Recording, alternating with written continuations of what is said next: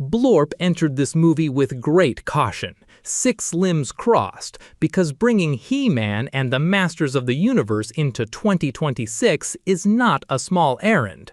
That is the sort of task where one wrong step and suddenly everyone is standing around in shiny armor shouting names like Man-at-Arms and Beast-Man, while the audience quietly wonders if the writers lost a bet.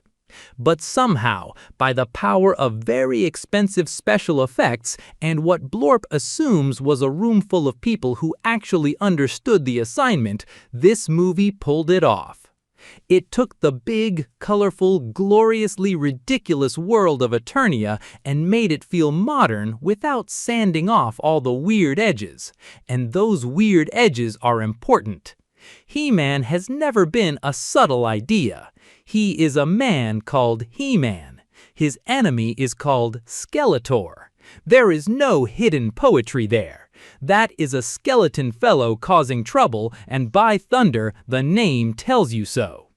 The humor was pitched just right, not too smug, not too embarrassed by the source material, just enough to make anyone who grew up with the original series sit there and think, good grief, these names were absolutely bananas and I loved every one of them. That, to Blorp, is where the movie really succeeds. It laughs with the original, not at it.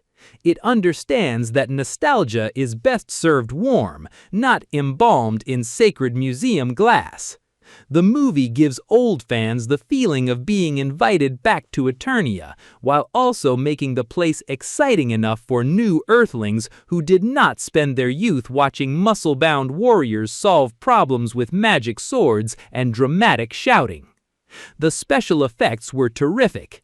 Eternia looked huge, strange, bright, dangerous, and just the right amount of toy box impossible. The action had weight, the comedy had timing, and the whole thing had a lovely modern polish without losing that Saturday morning thunderstorm energy. Blorp's only real grumble is Skeletor's defeat. It felt a bit too final, too tidy, too much like someone closed a very interesting coffin and put a receipt on top.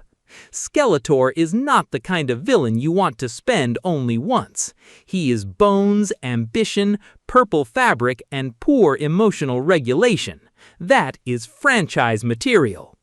Of course, in stories like this, nobody with a skull face and a flair for theater is ever completely gone. There are always cursed portals, forgotten spells, alternate dimensions, ancient relics, and at least one suspicious glowing rock lying about the place. So perhaps Skeletor could still slither back into the tale, cackling like a haunted kettle. Overall, Blorp says, great job. This was a perfect balance of nostalgia, comedy, spectacle, and reinvention. It respected the old magic while giving it a fresh coat of cosmic paint.